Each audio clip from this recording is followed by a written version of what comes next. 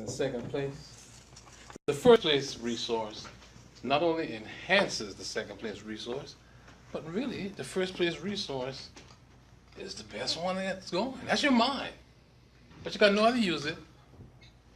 I got experience using mine wrong for 15 years. I don't use it wrong anymore. I want to share an allegory with you. This allegory, if you pay close attention, you'll see how self-mastery figures in to this great resource that you have. The government had some extra money, if you can believe that, and they wanted to give it to somebody. They had several people wanting to get the money, and they had it whittled down to 3 resources now. And so they devised a game to have these 3 resources play, and whoever won the game was going to get the money. The agencies were the CIA, the FBI, and the LAPD. Well, what they decided that they were going to do, they were going to release a rabbit into the forest. And whichever one of these agencies was able to capture the rabbit, they're going to win the game. And whoever won the game was going to get the money. So first, they get the CIA in, and the CIA goes in, conducts a lot of interviews, checks a lot of witnesses, all the animals. He talked to the animals to find out what they can discover. They put bugging devices on the plants, trying to find this rabbit because they really wanted the money. Well, after 3 months of this, they decide rabbits don't exist. So they were out of the competition, right? So next they go in the FBI. Now the FBI goes in, and they couldn't find any leads after a couple weeks. So what they do? They just set the whole forest on fire. Burned it to the ground, figured if the rabbits in there, he'll get burned too. And he had it coming, he deserved it. So they didn't get the money either. Next come the LAPD. The LAPD came out of the forest with a bear that was beaten and bruised, hollering to the top of his voice, "Okay, okay, I'm a rabbit. I'm a rabbit. Please don't hit me anymore." Ladies and gentlemen, the bear probably believed he was a rabbit, and LAPD sold the government, and I'm sure that they got the money. Now some of us are playing that same game that the bear was playing.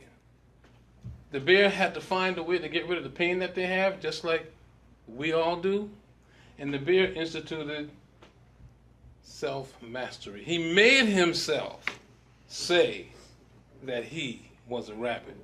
He told himself that if he didn't say he was a rabbit, he was going to keep hurting. We kind of do some of the same things. We have to do whatever we can to stop the pain in our own lives.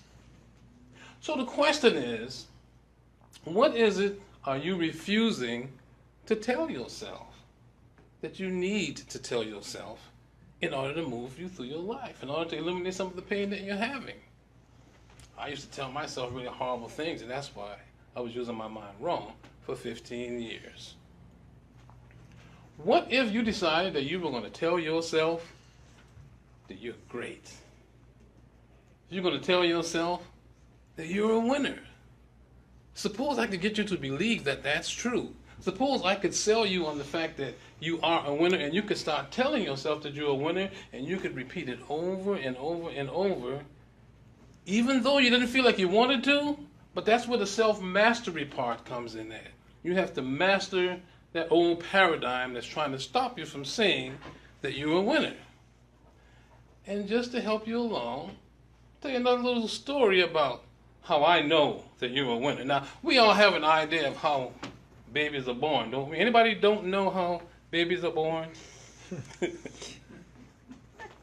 You got this one egg, right? And you got millions and millions and millions of sperm cells, right? Everybody follow me?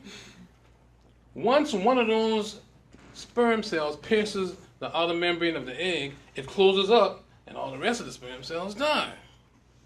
Now let's just imagine for a minute that the egg is the finish line. Can you imagine that the egg is the finish line? And if the egg is the finish line, and the sperm gets through the egg, the first one, what do you call that person? Isn't that the winner?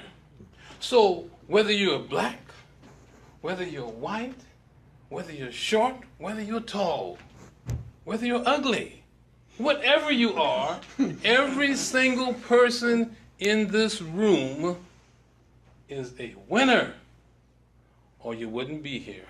Am I right? Right. So let's roll. Let's tell ourselves that we're a winner. Let's behave as though we're a winner. And there are several things that'll happen. You will have less obstacles in your life. You will have less anxiety in your life. You will treat anxiety like it was the ending of a movie that you already knew the end to. And you just be chilled all the time. Even if you break your leg, you know it's no big deal because you've won. Now, in the environment that we find ourselves in now, this is especially helpful because we're Toastmasters.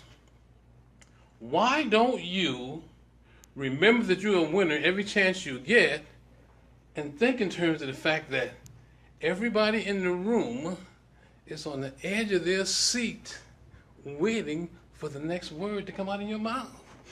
Why not see yourself as an incredible speaker?